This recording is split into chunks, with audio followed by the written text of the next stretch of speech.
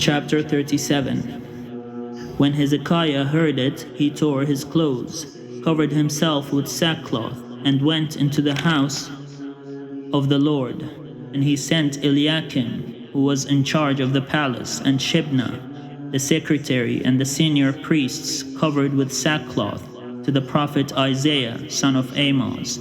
They said to him, "Thus says Hezekiah, this day is a day of distress, of rebuke, and of disgrace. Children have come to the birth, and there is no strength to bring them forth. It may be that the Lord your God heard the words of the Rabshakeh, whom his master, the king of Assyria, has sent to mock the living God, and will rebuke the words that the Lord your God has heard. Therefore, lift up your prayer for the remnant that is left." When the servants of King Hezekiah came to Isaiah, Isaiah said to them, "Say to your master, thus says the Lord, do not be afraid because of the words that you have heard, with which the servant of the king of Assyria have reviled me. I myself will put a spirit in him, so that he shall hear a rumor and return to his own land. I will cause him to fall by the sword in his own land." The Rabshakeh returned and found the king of Assyria fighting against Libnah, for he had heard that the king had left Lachish. Now the king heard concerning King Tirhakah of Ethiopia, "He has set out to fight against you." When he heard it, he sent messengers to Hezekiah, saying, "Thus shall you speak to King Hezekiah of Judah. Do not let your God on whom you rely deceive you by promising that Jerusalem will not be given into the hand of the king of Assyria. See, you have heard what the kings of Assyria have done to all lands, destroying them utterly. Shall you be delivered? Have the gods of the nations delivered them? The nations that my predecessors destroyed, Gozan, Haran, Rezeph, and the people of Eden who were in Telassar. Where is the king of Hamath, the king of Arpad, the king of the city of Sepharvaim, the king of Hena, or the king of Eva?" Hezekiah received the letter from the hand of the messengers and read it. Then Hezekiah went up to the house of the Lord and spread it before the Lord.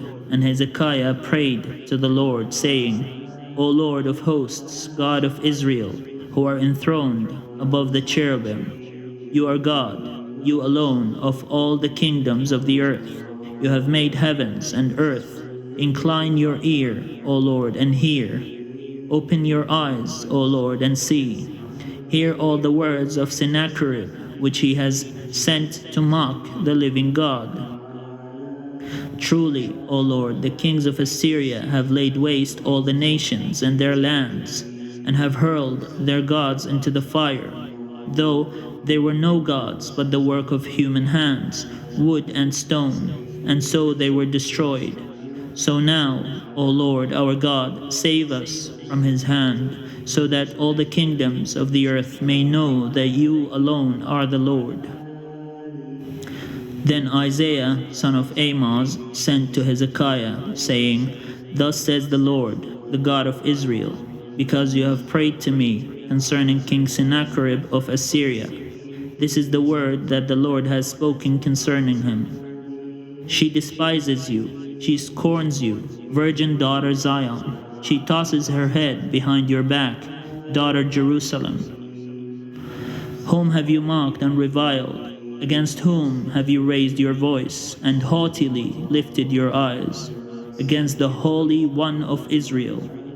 By your servants you have mocked the Lord, and you have said, with my army, chariots, I have gone up the heights of the mountains to the far recesses of Lebanon. I felled its tallest cedars, its choicest cypresses. I came to its remotest height, its densest forest. I dug wells and drank waters. I dried up with the sole of my foot all the streams of Egypt. Have you not heard that I determined it long ago? I planned it from days of old, what now I bring to pass, that you should make fortified cities crash into heaps of ruins. while their inhabitants, shorn of strength, are dismayed and confounded. They have become like plants of the field, and like tender grass, like grass on the housetops, blighted before it is grown. I know you're rising up and you're sitting down, you're going out and coming in, and you're raging against me because you have raged against me, and your arrogance has come to my ears. I will put my hook in your nose and my bit in your mouth. I will turn you back on the way by which you came. And this shall be the sign for you. This year eat what grows of itself, and in the second year what springs from that. Then in the third year sow, reap, plant vineyards, and eat their fruits. The surviving remnant of the house of Judah shall again take root downward, and bear fruit upward.